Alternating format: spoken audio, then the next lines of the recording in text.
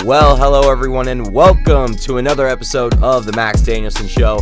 I'm your host, Max Danielsen, and joining me today, we have a member of Austin College, kind of expanding out of the baseball team. We have a brand new guest. His name is Haseeb Bahar. Haseeb, welcome onto the show, my man. Thank you, Max. It's a great honor to be here. Yeah, it's great to have you. I'm very excited. Yeah, especially not having a baseball guy. It's good to expand out of that because that's really what I'm working with. Yeah. So it's tradition on the show that, first of all, I ask you what you do here at Austin College, because I know you're a junior here at Austin College.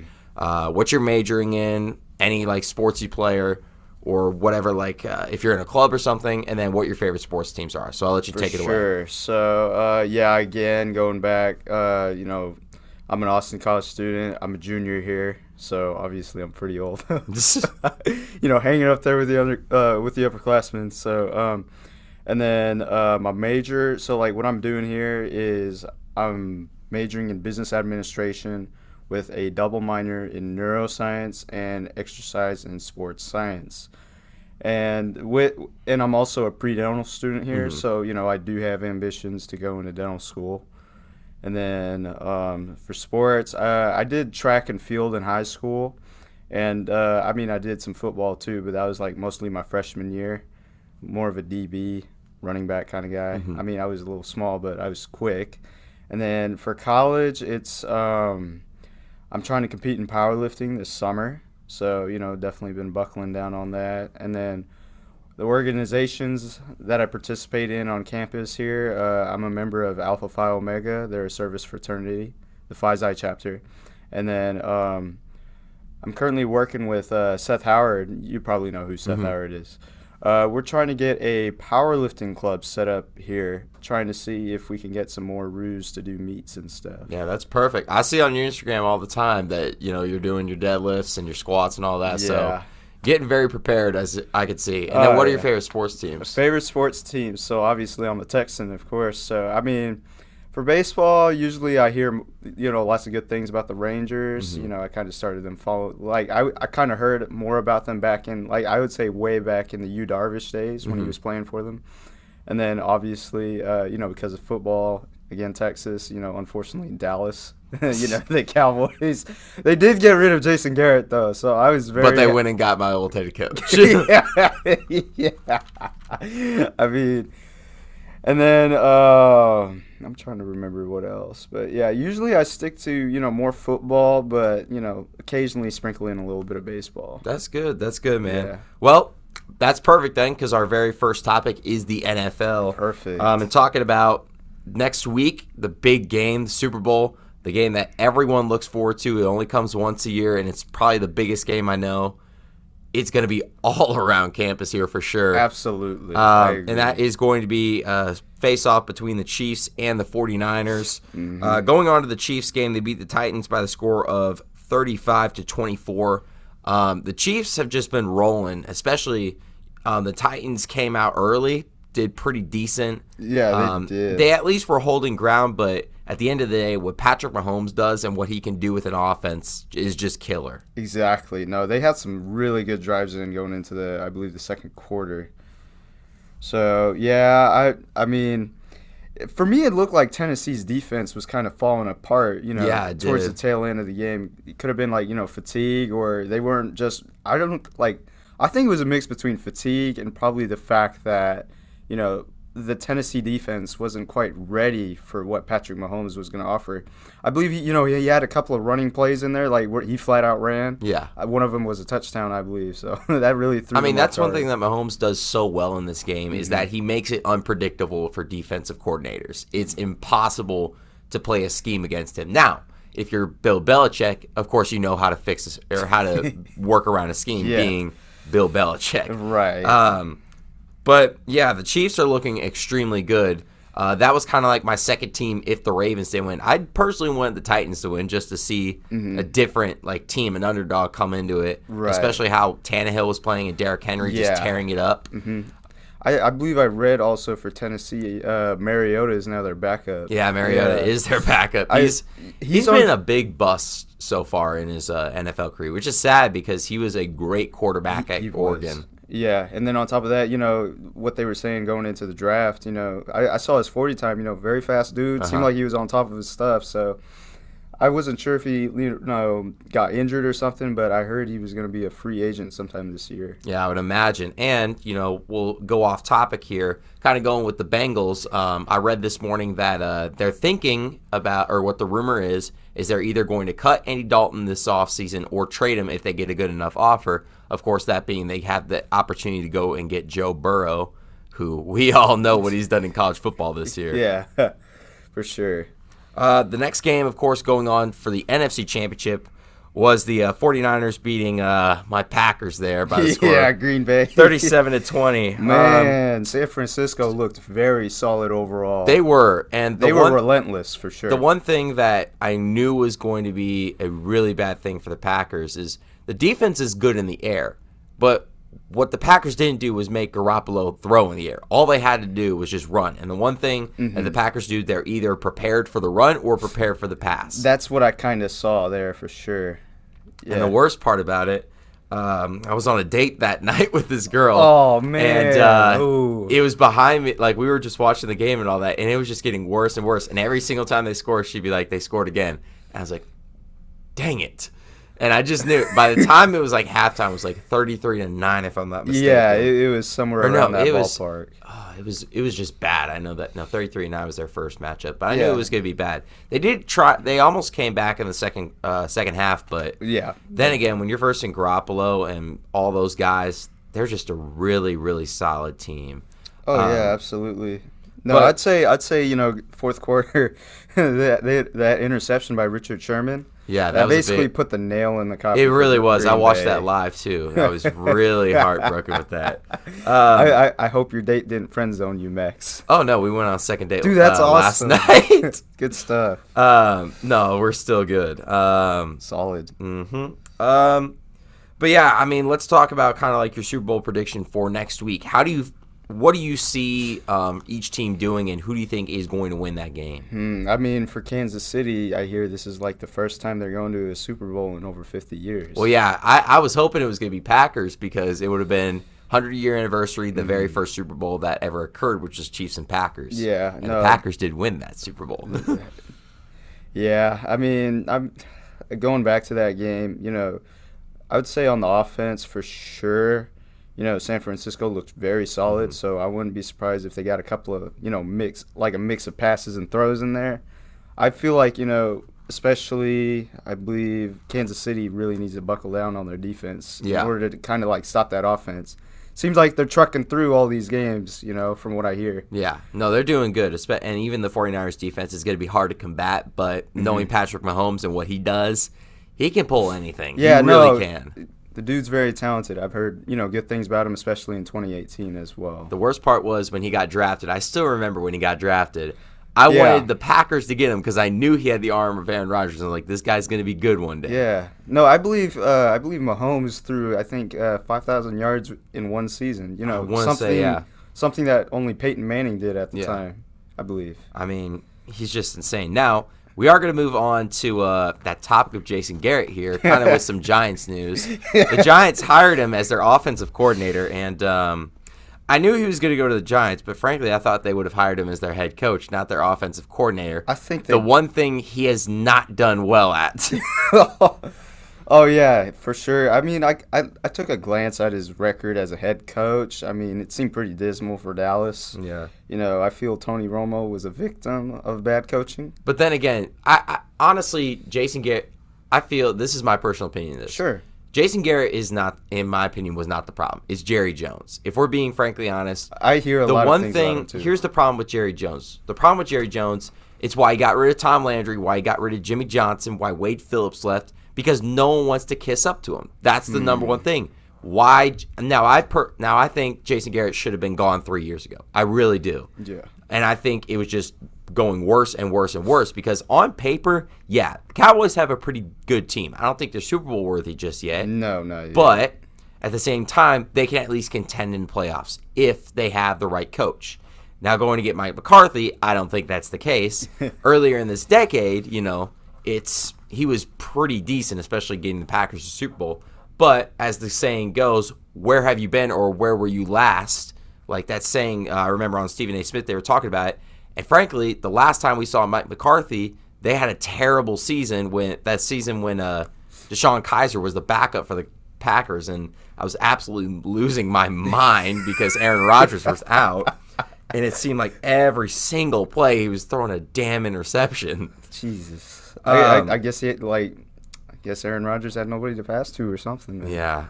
I mean, well, no, he got injured that season. Oh, yeah, that too. By the Vikings. My bad. Going on, still with the Giants, some sad news as Eli Manning finally retires.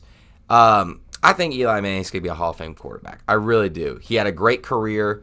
Not the greatest career, not like Peyton Manning or anything like his brother. Or like his dad, like Archie. But he still had a very, very solid career, brought 2 Super Bowls to the Giants. I really feel bad for him because the Giants treated him so poorly at the end of his career. Yeah. I thought they just should have let him, finish it out strong, which, I mean, then again, they did when Daniel Jones went down, and that's going to be interesting to watch him keep developing with Saquon.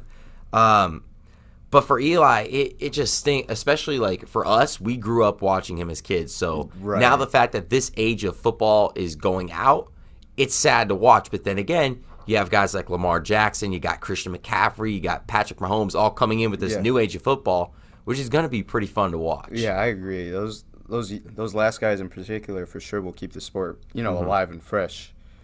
But I believe I heard, like, I was looking at the Giants' Instagram like their page a few days ago. Who looks at the Giants' Instagram page? I don't know. It's just like one of my friends back home kind of like, featured the retirement post on their story. And I was in the comments and I was like, oh, Eli probably retired because of Jason Garrett now being the offensive coordinator. I was like, you can't be saying that. I mean, but I think, if we're looking at health and stuff, Eli Manning is 39. Yeah. That's pretty old for a pro athlete. So I think he's doing the right thing by following, big brother Peyton and retiring early. Yeah. Because if I remember correctly, of course Peyton had a storybook ending by winning Super Bowl 50. But before that, all the analysts and stuff were saying, "Oh, he's gone through so many injuries. His play style is way past his prime." Neck. Yeah. But yeah, I mean, now this next topic I'm gonna wait to talk about. This will be our last topic for NFL. Gosh. So we're gonna go on here. Redskins former coach Jay Gruden was hired by the Jaguars as another offensive coordinator.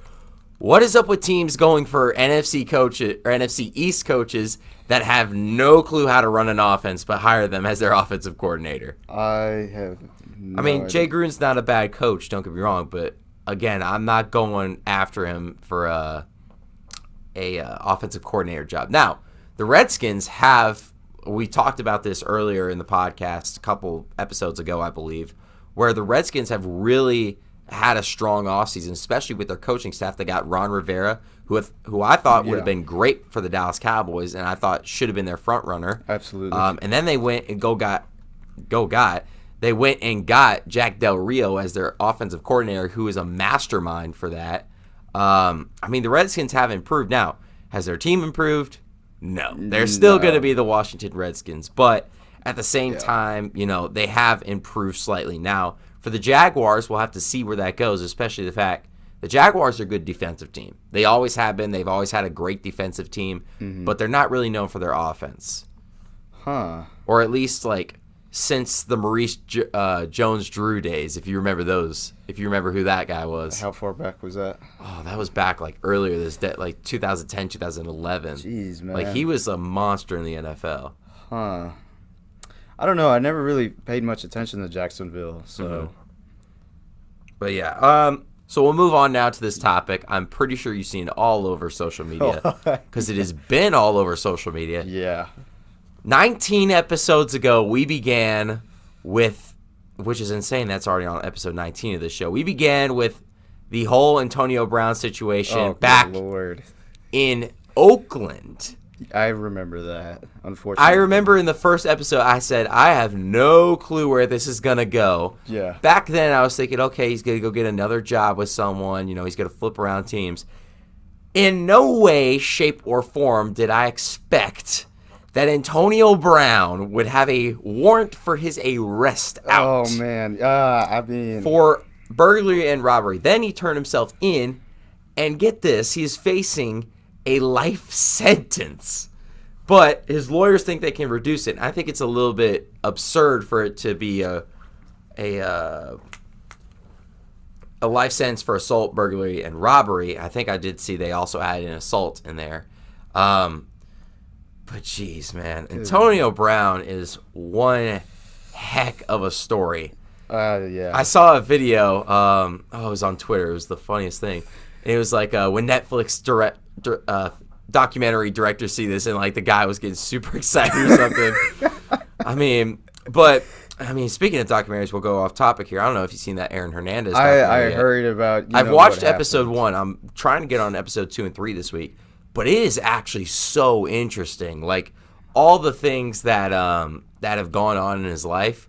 You can kind of see where he went crazy. Yeah. The one thing I like about the documentaries is it makes you like understand like where they're coming from a little bit more. Because like his life, honestly, it's really sad, like his childhood. Yeah. Like his father was like the big hero of the town, but he was an alcoholic who like abused him and all that. And yeah, no, if I remember correctly, his brother, Aaron Hernandez's, brother was actually, I believe, molested by their father. Yeah. Which was, obviously very unfortunate. Yeah. Yeah. It's a really sad story. Even so with Antonio Brown, it's sad because the talent that he has on the football field, oh, man, it's really sad. And we'll get into another topic earlier. This is something I added on, but I know you've probably heard about that, Delonte West. We'll get into that here when we get in the NBA, which is a perfect transition as we're going to go to a quick commercial break. When we come back, we're going to be talking about the NBA and then talking about college basketball. So don't go anywhere. We will be right back.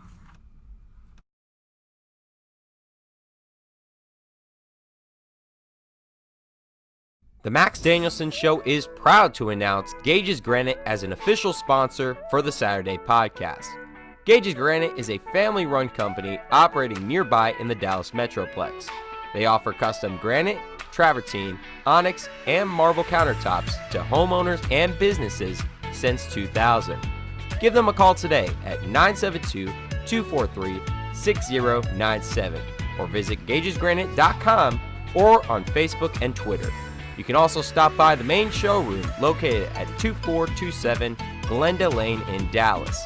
Gage's Granite, a proud sponsor of the Max Danielsen Show.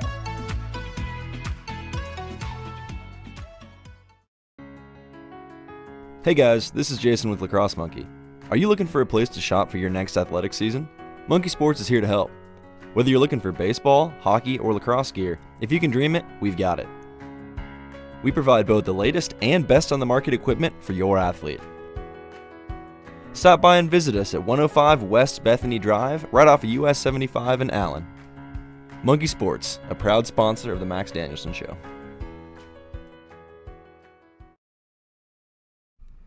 And welcome back here to the Max Danielsen Show. Where we left off, we were talking about NFL football, especially with the upcoming Super Bowl. But now it's time to get into some NBA basketball. And a great way to start is the debut of the highly anticipated of Zion Williamson. In that game, 22 points in 18 minutes, 17 consecutive points in 3 minutes. I was watching this game live because my roommate, Jackson Epps, who was on episode 2 or 3 on the podcast, anyway, or no, it was 3 or 4 actually. No, episode 3. He's a humongous Duke fan, and he was a big Zion fan. So I came in watching, and by the time I got in, he already had his 4 points, and then goes off for, I believe, 5 3-pointers in a row. Goes absolutely insane. The one thing that I read later is like he was telling his coach, I can win this game, but they had to limit him because of his minutes, of course, coming back from injury. You don't want to risk that. But right now, from what I've seen from Zion Williamson, the future looks really, really good for him. Especially since this dude is 19. Unreal.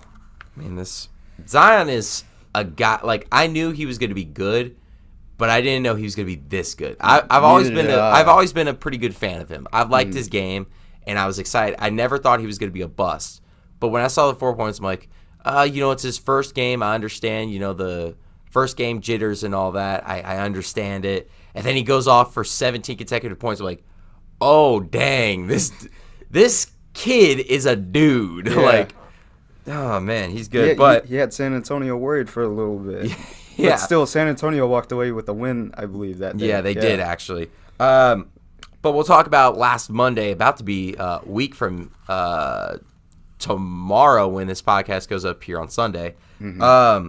Damian Lillard totaled for 61 points, 10 rebounds, 7 assists versus the Warriors in an overtime win. Mm-hmm. Damian Lillard is a force to be reckoned with. He really has been all of his career. And it stinks that he doesn't have the full talent around him. Then again, Mel's played extremely well this season. Mm-hmm. In all honesty, from what he was projected to play, he's been a major role for the Trailblazers. C.J. McCollum, of course, been a major role. He's been the sidekick to Damian Lillard. Whoa, my words are getting jumbled here. He's a sidekick. Damian Lillard. Gotcha. Yeah, I mean, both of those make a great pairing. I know, if I'm not mistaken, they might have Hassan Whiteside, but they may trade him. Pretty sure they still have Hassan Whiteside, but maybe I'm wrong. Mm-hmm. But right now, Trailblazers looking pretty good, especially how Damian Lillard, him, LeBron, and Luka, I think, are making cases why they should be the MVP this year. Luka Doncic, baby. Yeah, no, for sure. Oh, I thought you were going to say something about Luka.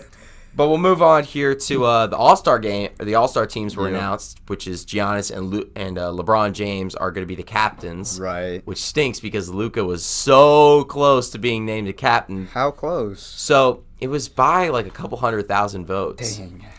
So LeBron had I want to say over 6 million or 5 million. I'm pretty sure Luka had 5 million something. Mm-hmm.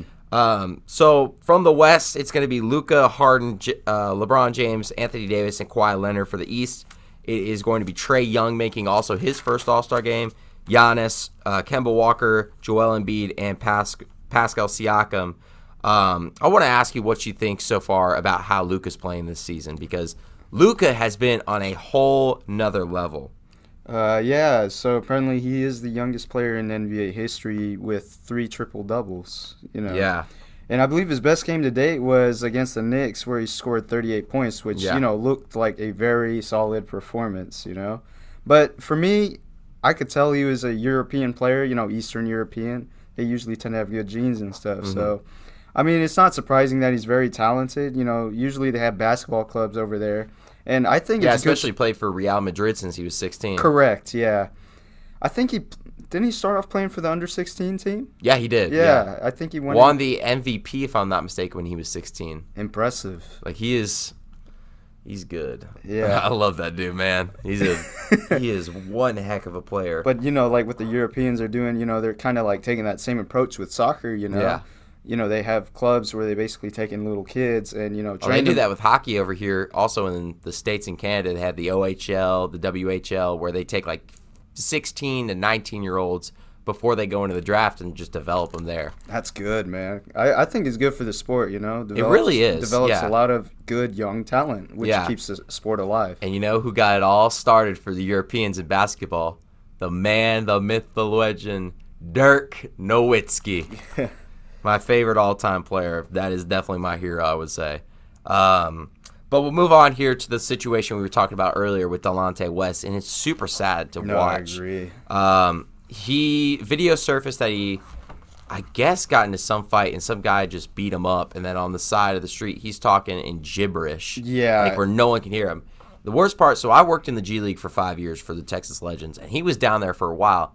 I got to know him a little bit, and he's a super, super nice guy. Very, very intelligent, too. One fun fact about him, so he broke his right hand, and he's a righty, so when he was signing autographs and all that, he signed with his right hand. When he broke it, he would sign with his left, and it was even better with his left. That's crazy, man. But that's a little fun fact about Delonte West. Could you say he's ambidextrous? A little bit ambidextrous, honestly. That's pretty neat. But he's super friendly guy. I know I always heard he was kind of a douchebag to people, but personally, when I talked to him, super nice to me. Always, was super friendly. Always, asked how I was doing. That's how you know I'm feeling under the weather still when my vocabulary is jumbled. I was gonna ask. Mhm. Did he know you were doing like broadcasting and stuff? Oh, what? No, this was a long time ago. Hell, This is a long long time time ago? ago. This was like Gotcha. when I was like 15. Okay, I take that back. Yeah. Yeah, that's good. That's good to know. But it is a really, really sad story because, and even one of my friends who is still works with the Legends, his family knows Delonte still pretty well, and they're trying to get him help. I know the Celtics actually offered him a scouting job, which is really cool. And then the NBA is trying to help him too. Or maybe it was the Mavs that were trying to help him. Someone's trying to help him, I know that. But then Brad Stevens on the Celtics offered him a scouting job, which is really good. Mm-hmm. And that lets you know that they really do care about him. They care about his well-being. He was a big part of the Celtics when he was on there. Yeah. He was also a pretty decent player here on the Mavericks. But speaking of the Mavericks, they got an absolute steal, in my opinion, of Willie Cauley-Stein from the Golden State Warriors for the second-round pick that belongs to the Utah Jazz. Now, for Willie Cauley-Stein, he hasn't really done great this season. He's averaging 7.8 points, I'm pretty sure, for the Warriors. But at the same time, this is a move that needed to happen, especially with the Dwight Powell injury that occurred to his, I want to say it was his Achilles, if I'm not mistaken. It was something in his leg that just blew out. But honestly, Willie Cauley-Stein is better than Dwight Powell, and it's a great addition for them. Even when Dwight Powell gets back, that's going to be a great backup at their center position, which is a position they frankly needed for a long time. Mm-hmm. I know Kristaps has done great defensively this season, and the offensive, standpoint for him, he hasn't done the best, but he hasn't done too bad either. Okay. Gotcha. Nothing on that? Or? I didn't really read up on it. Okay. Not a big deal. Yeah. Yeah, I added this last minute. But Yeah. this one I think you'll have some background knowledge on. This is another one I added. This actually happened last night where LeBron James moved into the third all-time leader for scoring in the NBA, surpassing Kobe Bryant. I mean, the legacy that LeBron James has left in the NBA is tremendous. Oh, no, Not only what he absolutely. does on the court, but he made the school, the I Promise school, which was humongous. He's been a great impact to the community. He's been an amazing player, could go down, in my personal opinion, the greatest player of all time. You think he could surpass MJ, Michael I Jordan? really think so, because the one thing, and I was seeing this as a comparison a couple years ago, they were talking about Kobe, MJ, and LeBron. For like Kobe and MJ, it's kind of like iron. Like you need it, but you don't need it as much. LeBron is oxygen to a team. I mean, take, for example, the Cavaliers. When he left the first time, they were in the finals. I mean, that team should not have made the finals. That in 2009, I believe, 2007. It was one of around those years. 2009. Yeah, that team should not have made the finals. Then he leaves. They are absolutely terrible. Yeah, he went to Miami. Miami comes. Once he leaves, they're not that good anymore. Once he Right. comes back to Cleveland, they're really good, win a championship. Once he leaves, now we know what Cleveland is nowadays. Yeah.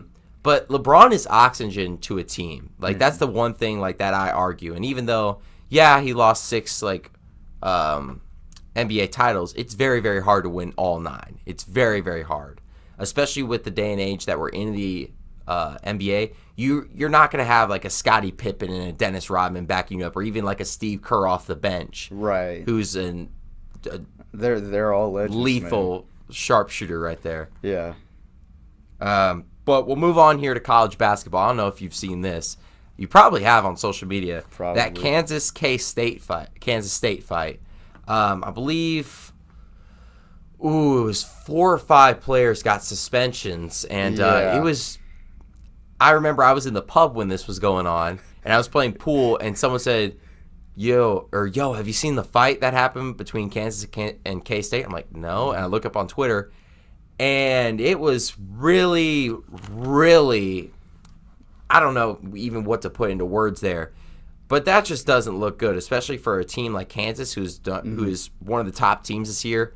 I mean, it's not good, especially when some of your players are probably going to get suspended. Now, Yeah. I saw this on the Pat McAfee show. They were talking about this, and Pat McAfee said, if I was a bench player, I would stay as far away from that as possible, because that's your time when you get on the court and get your minutes. Just let the starters get ejected and suspended. You take their minutes and then try to surpass them there. But overall, definitely an interesting way for college basketball. And then we'll go on here also. Another interesting, the same night too, Illinois player Alan Griffin was ejected for stepping on a Purdue player right after the play. And I mean, that's just... I believe it was after the other team did a conversion too, yeah, right? It was. Yeah. I mean... No, that I thought that was pretty childish, man. It really is, and especially being at the D1 level. It's a game at the end of the day. But I understand... It is, like, yeah. On the other side, I understand the passion, but you got to have some restraint, man. Yeah, you got to... Like, it honestly is just unprofessional, number one, and unsportsmanlike, to say the least. Yeah, no, for sure. And, like, you know, it's a bad influence for kids, too, because, you know, they look up to athletes like these. Yeah, especially, athletes, like, I pro can guarantee there were, like, little, like, kids that were Illinois fans that were watching that and being like, okay, I see that, because I know when I was a kid, there were some times where a professional athlete did something, i.e., yell at the referee, and then I do that in the game, and the referee's like, what the hell are you doing? Yeah, you can't be doing that.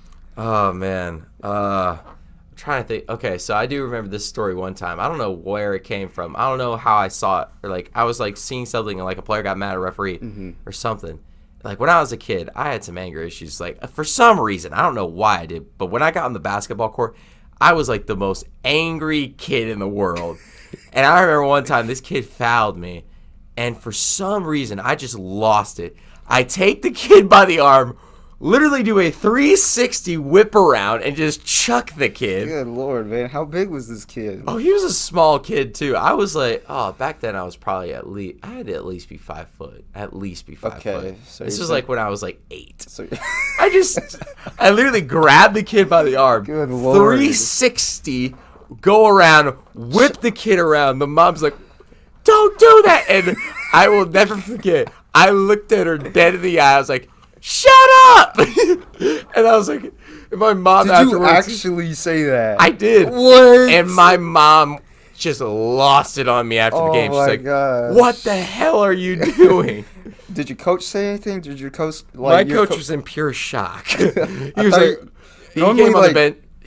I came on the bench. She's like, Max, what the hell was that? And of course he didn't say what the hell was that because I was an 8-year-old kid back then. He's like, why'd you do that? I was going to say, off tangent, but if he was Marshawn Lynch, he probably would have cussed you out. Just saying. He probably would have. What are you doing? Get out of here. Oh, man, but I will never forget that. And the poor kid. That kid will never forget the time he got launched by some, like... He was a human frisbee, man. He really was. No, it was, what's the Olympic thing? What's the Olympic thing where you grab... It's like when you're whipping it around and, like, you throw it out. Shot put?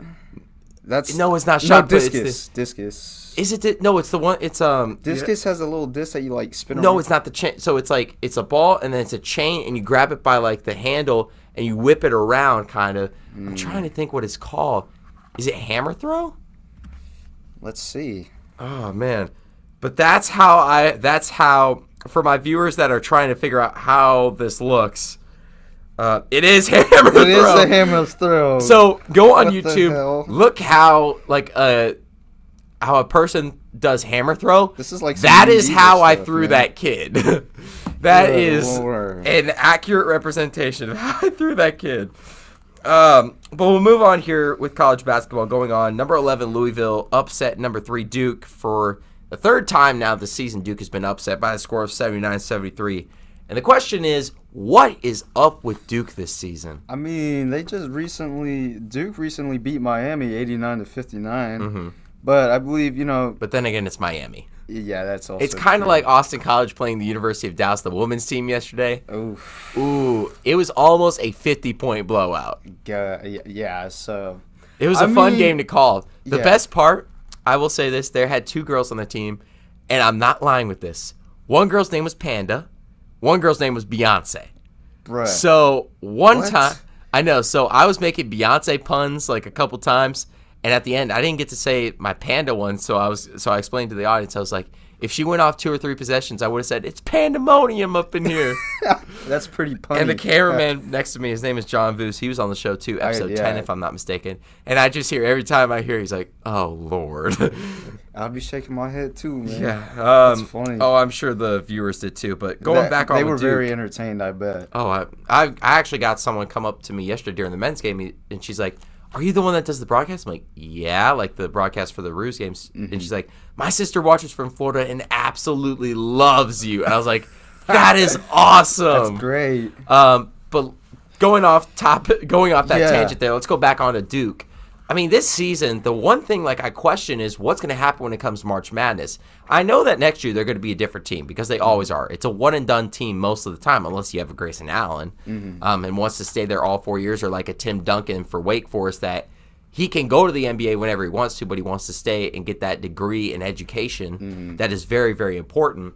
But for Duke, the question really becomes, how are they going to rebound for March Madness? Even though, March Madness is a game based all upon luck and who you play, how you beat them, and all that. Like, for example, Loyola Chicago a couple years ago, big time break for them, became the Cinderella story, got into the Final Four. Unfortunately, didn't make the championship game, but at the same time had a Cinderella story run. Or like for another example, Mary Hardin, or no, it wasn't. Was it? It was MHBU, I think, beat Virginia, if you remember that big upset, blew them out by 20 in the first round. March Madness is super unpredictable. However, for Duke, the question becomes, can they rebound and potentially make themselves a big name team come March Madness? I mean, if they can keep securing wins and stuff, then for sure. I mean, those 3 losses, they appeared pretty close, in terms of pointage. Yeah. So I think, Duke has a chance to turn things around. And the worst part is the 2 losses, the 2 recent ones, just came very, very recently. Like Clemson was last week, Louisville was this week. Yeah, no, but Clemson's, isn't Clemson pretty much ranked pretty high, though? For basketball, no. Basketball? The worst part was it was right after the championship game, and my friend is kind of a Clemson football fan. And because they're usually known and he's for the their Duke football. fan, too, so he's like, y'all won the wrong game. Yeah, I don't know, man. I mean, I heard David Johnson was injured, their freshman. Yeah. I heard he was a key player. But he is a key player, but then again, you also have 7 other guys from the freshman class who are 5-star recruits, too.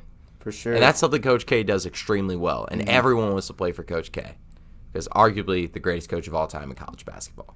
I think we could both agree upon that. Yeah, for sure, absolutely. If I remember correctly, Duke was always number 1 in basketball for these past couple of years. They've been always a powerhouse school for sure, especially last year when they had R.J. Barrett, Zion. Trying to think of some other guys. They still have Trey Jones. I know he's a major part. His brother Tyus Jones is still in the NBA. When Trey Jones goes to the NBA, he's going to be pretty good too. Absolutely.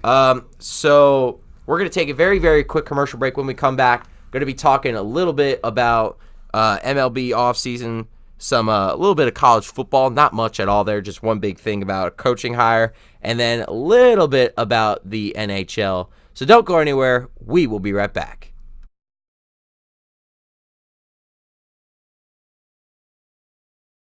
The Max Danielsen Show is proud to announce Gage's Granite as an official sponsor for the Saturday podcast. Gage's Granite is a family-run company operating nearby in the Dallas Metroplex. They offer custom granite, travertine, onyx, and marble countertops to homeowners and businesses since 2000. Give them a call today at 972-243-6097 or visit gagesgranite.com or on Facebook and Twitter. You can also stop by the main showroom located at 2427 Glenda Lane in Dallas. Gage's Granite, a proud sponsor of the Max Danielsen Show.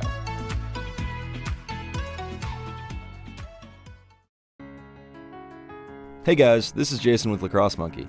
Are you looking for a place to shop for your next athletic season? Monkey Sports is here to help. Whether you're looking for baseball, hockey, or lacrosse gear, if you can dream it, we've got it. We provide both the latest and best on the market equipment for your athlete. Stop by and visit us at 105 West Bethany Drive, right off of US 75 in Allen. Monkey Sports, a proud sponsor of the Max Danielsen Show.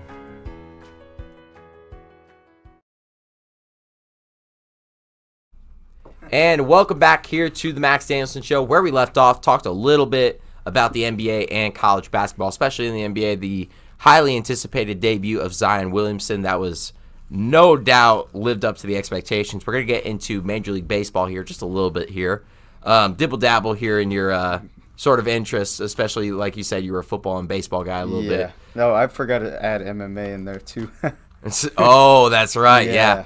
Oh, you know what? Hold that thought. I forgot to put that in there. We will talk about MMA right now in the UFC. The Conor McGregor Cowboy fight. Oh, man. I mean, there are a whole lot of angry casuals out there saying, Cowboy took the dive, or he was paid to take the dive by Dana White or whatever. Yeah. I mean, honestly, going in, McGregor looked very good at welterweight at 170. He really did. Dude is jacked. I would say. He looks like a completely different fighter right now. He really does. Yeah. No, the shoulder strikes really threw me off guard. That was. And then that smart. One kick that he had. That head kick, nobody was expecting, in my opinion. Now, the worst part about that fight, I was actually watching in the room over with some guys, and we were watching the Holly Holm fight. Mm-hmm. And as soon as it got. So we missed the introductions because our broadcast, for some reason, just decided to buffer. And it was about to start. Buffers out, and we're like, no, we're going to miss, we're trying to get it back. Mm-hmm. And by the time we're about to get it back, someone checks their phone, and they're like, the fight's already over. And we're like, it's what? 40 seconds in, 40 seconds. Fight's already over. Conor McGregor won. We're like, wow. So I watched the highlights afterwards because that was the only thing I got to watch. Yeah. But, I mean, what Conor McGregor did, and it's even so, the one thing I like about Conor McGregor now, back then, complete jack-A, right? Yeah. But this time, he's become extremely humble. He really has. I think Khabib might have played a little bit in there. Yeah, that's true. But on top of that, I know McGregor knows that his fans, he had a whole lot of, bad off the, especially with that bus thing, that bus situation that he had, where throwing the freaking chair dolly, at it. Yeah, no, that was childish. And then those situations he had with the allegations and punching the old man in the bar. I think he really realized oh crap, he knows he's tarnishing his image. And I like that he rebranded himself to become this humble. Yeah. Even so after the fight, I know he hugged Cowboy, and then when his grandma came up, he hugged her too. Yeah, that is. Knowing the old Conor McGregor wouldn't have done that wouldn't have whatsoever. Done that. He would have been like... That's when you know he's been changed. And another thing that I didn't realize until that night, how similar of a voice Joe Rogan and Dana White have. Oh, yep. They have the identical voice. I have a conspiracy that they're the same freaking person. I mean, they're both bald, man. They really are. They have the same voice, too, which is so weird to me. Yeah. And especially, one's in WWE, if I'm not mistaken, one's in UFC. Which is extremely weird to me. Yeah. I mean, Joe Rogan, I love his stuff, by the way, on Comedy Central. It's so funny. I listen to his podcast. He's great. Yeah. And Dana White, of course, the legend himself. Of course. Really brought UFC to where it is today. Mm-hmm. And I know Joe Rogan was a big part of WWE, if I'm not mistaken. I might be wrong on that. I think he was. I know he had some part in WWE. Not much, not as much anymore. Mm-hmm. But I know. Well, of course, UFC's more mainstream. Right. Yeah. Oh, heck yeah. Yeah. The only thing that stinks is the pay-per-view thing now. Yeah, no. Which I don't like. Almost all the fighters are basically underpaid except, McGregor. So, yeah. I mean, you can kind of see it in the other fighters. And I know Cowboy got his bank then, that too. I heard he made $200,000 from that fight. What? I believe so. Are you? Wow. Yeah, McGregor made somewhere around $8 to $10 million, I believe. Well, no. Well, yeah. I would see that. I mean, I would also imagine Holly Holm gets paid pretty good too. Oh yeah, I mean, especially she's become that new Ronda Rousey. Yeah, no, her KO victory over Ronda Rousey was really. And the worst part about that, speaking of WWE, now Ronda's in WWE. Yeah, I mean, after. What do you think about that? Do you think she should have stayed in UFC or? I don't think she should have stayed in UFC. After that KO from Holly Holm, I would have definitely, changed. I mean, because I remember listening to afterwards, reading a piece that someone put out. She was badly depressed after that, which makes sense because yeah, of course, she was at the top of the world and then just went straight to the bottom. She had a solid streak too. Yeah. Yeah, and WWE, we all know literally if you're a big name, all you just gotta do they will. Be okay, do this and you win. But I think it's good for Ronda. She gets to make some easy money. Oh heck yeah, especially I bet even her fandom now is over the top because how crazy those WWE fans get. Oh yeah, no, in the fights I've seen a couple of them. They're really entertaining. Yeah, they really are. They never fail to disappoint. They don't fail to disappoint, even though they are rigged. Of course. And scripted. It's still fun to watch. She can't sometimes if I'm on YouTube and I got nothing to watch I'll see a WWE highlight and I'm what the hell? Why not? Absolutely, yeah. But so going off that, now we'll go into MLB. I'm very, very glad you brought that up because I would have totally forgot about the Cowboy and Conor McGregor fight. Think we should talk about Conor's next opponents? Oh, that's another one. So I'm pretty sure right now he's got, or no, I know Floyd Mayweather said he's got 2 fights now. Mm-hmm. I forget who the first one was, but there's going to be a Floyd Mayweather Conor McGregor fight. The second there will be a second this fight. Year too. Yeah, because he was also talking about fighting Pacquiao. Yeah, so both of those are going to be big. Those are going to be big money fights for McGregor. Oh, especially like Mayweather, of course. The first one, that first fight, it was disappointing. Don't get me wrong. I mean, McGregor looked pretty solid, but his cardio, I think, got the best of him towards the end. His striking was, pretty good. But I understand Mayweather was just toying with him. But I think McGregor has some potential. Was it Mayweather or McGregor that just ran around the whole fight? I believe it was Mayweather. That sounds about right. Yeah, that sounds about right. Yeah. And then after every single one, they just hug, and then they had to break it up and then do the same McGregor kept getting up on him. I remember the ref reacting was so funny. He was like, stop. I remember watching that. I forget where I was watching that fight, but I was like, this is the most boring fight I've ever. Yeah. But it could have been worse. You could have paid paper. Now, I did pirate the fight. I will not lie. We found a stream on like Twitch or something. I don't know. For 246. Yeah, for the one against Cowboy and Connor. Yeah, and that would have been just ridiculous. We were about to go to Buffalo Wild Wings for the night. We had to get there probably at like 7. Yeah. That would have been the most waste of time. 40 seconds of waiting. Like 4 hours of waiting just to see 40 seconds of fight. Yeah, no. Even though I would have highly liked going to B-Dubs, For sure. Because who doesn't like B-Dubs? B-Dubs, please sponsor me too. I would love They got some good wings, man. They really do. Yeah. Now, not as good as Hooters. Hooters sponsor me too. It's been Wingstop. Wingstop, please. Man, it's been a fat minute since I've been there too. I'm gonna get some I'm literally gonna get emails like, Max, we need to talk about your sponsors here. But speaking of sponsors, we'll talk about that, especially in the commercial breaks. Thanks again to our sponsors, Monkey Sports, Gauges, Granite, for always being great sponsors. Mm-hmm. Now going back onto the sports side. Yeah. But yeah, I mean, those are going to be 2 great fights, especially McGregor versus Pacquiao. That's going to be a good one because I believe so. Both of those guys, they have heart to fight. They really do. Absolutely. Mayweather, he's also a great fighter, an amazing, amazing boxer. And of course, now the question is, because last time they did boxing, so do you think this time it's going to be MMA? Maybe. I mean, I would imagine it has to. It's going to be. But if they do MMA, it's going to be a stand-up fight. That I believe, unless we see, Well, no, I feel like McGregor's going to try to take him to the ground because then Floyd doesn't know how to react. Because one thing I'm kind of cautiously, optimistic about McGregor is, I hope he has better ground game now because. Against Khabib, I was impressed that he was able to last 4 rounds against, nonstop grappling. Yeah. But, leading that press conference leading up to the fight, for UFC 229, Khabib saying that McGregor has, 0 wrestling and 0 grappling, and, him saying with confidence, I'm going to maul you. Yeah.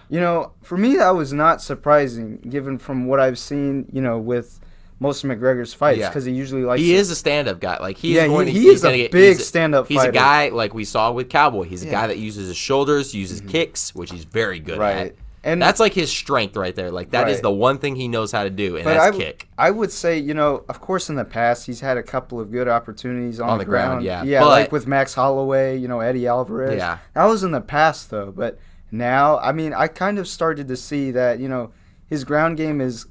Pretty much, poor to non-existent after the first Nate Diaz fight. Right, yeah. Where, he gassed out, tried to go for a takedown on Diaz, and then, Diaz was able to turn it around very quickly. Yeah.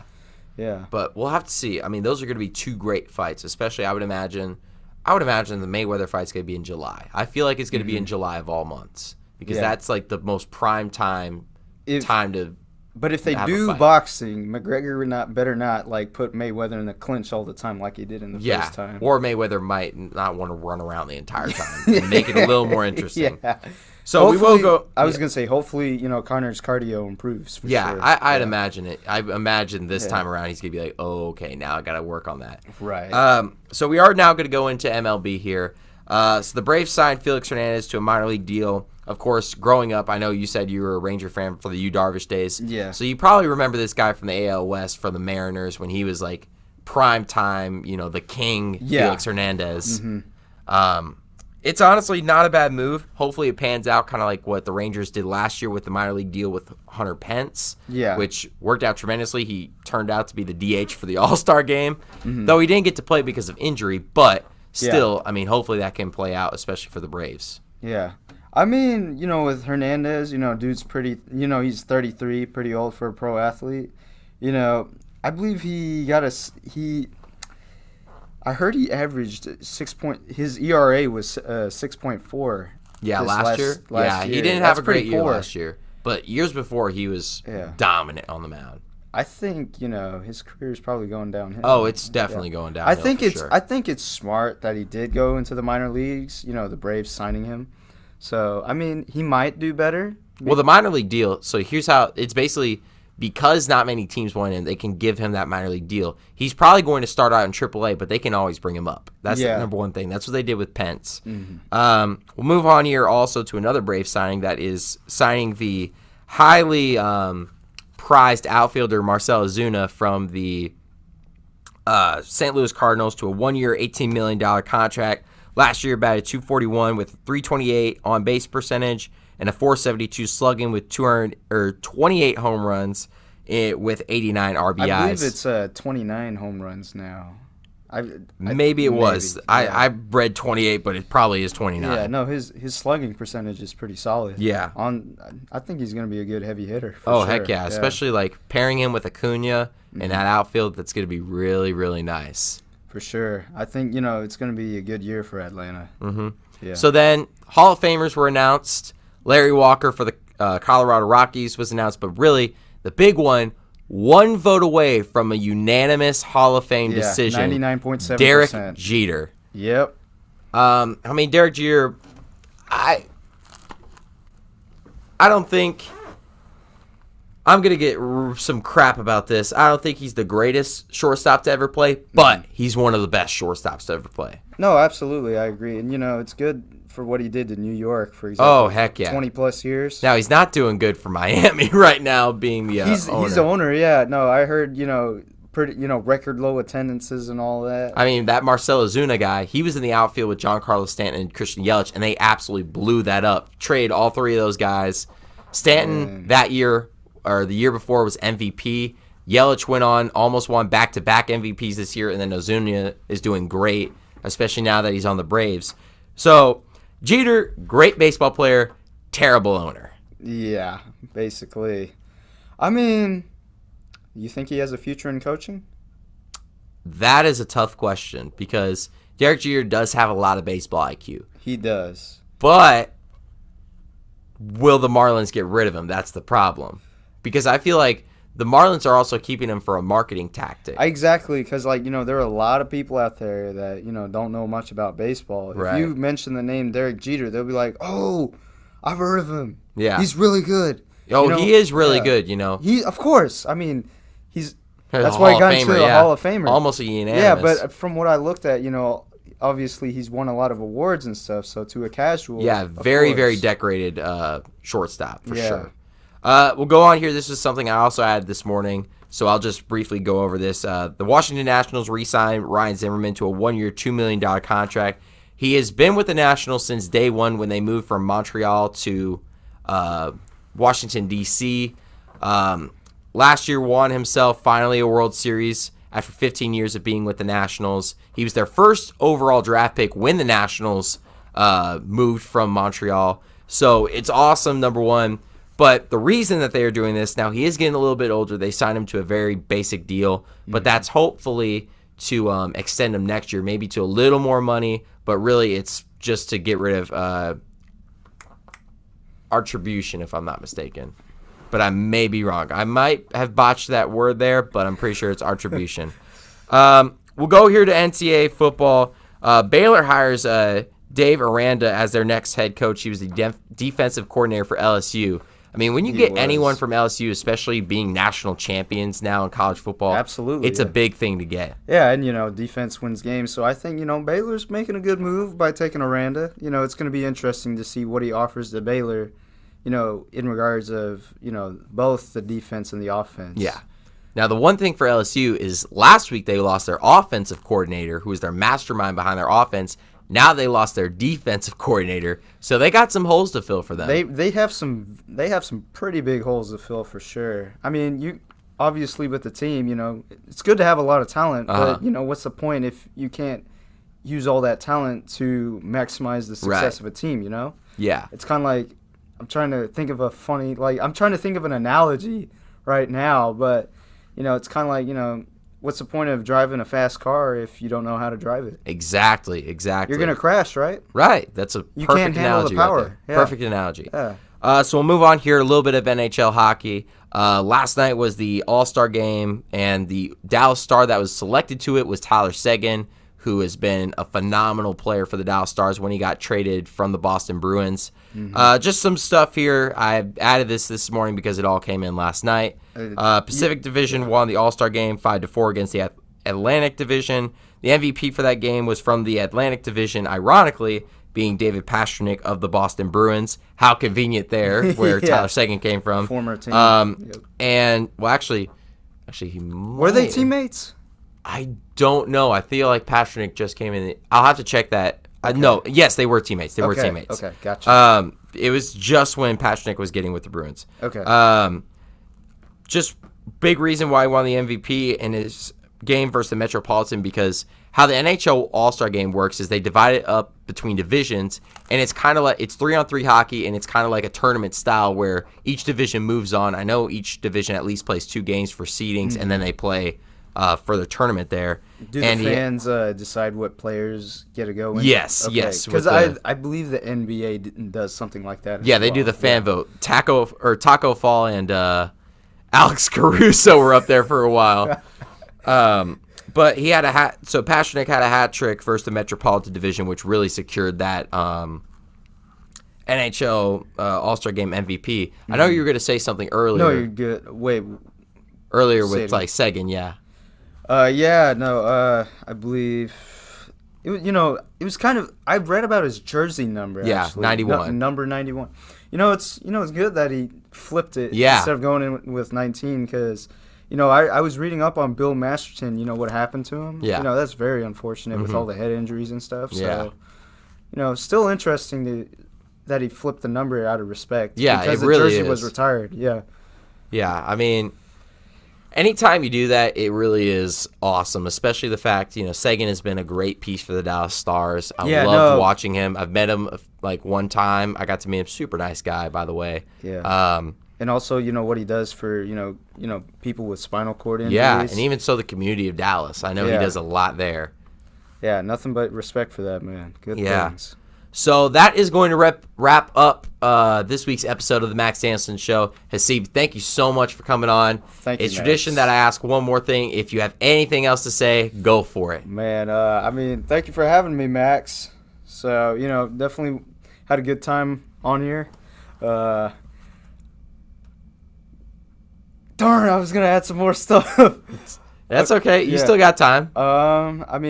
Again, I wanted to go back to MMA a little more, but, I think McGregor's next opponent's, like, strategically speaking, Dana White's pushing for him to fight Khabib next. Yeah, that would be big. I think McGregor should not go for Khabib right away. Yeah, I think he needs it's gonna quell his return for sure. Yeah. But I think it would be smarter for him to either go fight Masvidal or go for the trilogy fight with Diaz. Yeah. Yeah. Usman, I think, Usman's too big for him right now. I think, McGregor would lose against Usman, especially because he's a wrestler as well. But I think it would be interesting to see. I would also add Justin Gaethje to that list, too. Mm-hmm. He's previously, Gaethje lost to Dustin Poirier like a while ago. So, I think those 3 people would be interesting fights. But, again, thank you for having me. Absolutely, man. It has been a pleasure. So that is going to do it for today's episode, as I thank you for watching. From myself, Max Danielsen, and as always, have a pleasant good morning, a good afternoon, or good evening to you, wherever or whenever you may be watching. Thanks, y'all, and see you next week.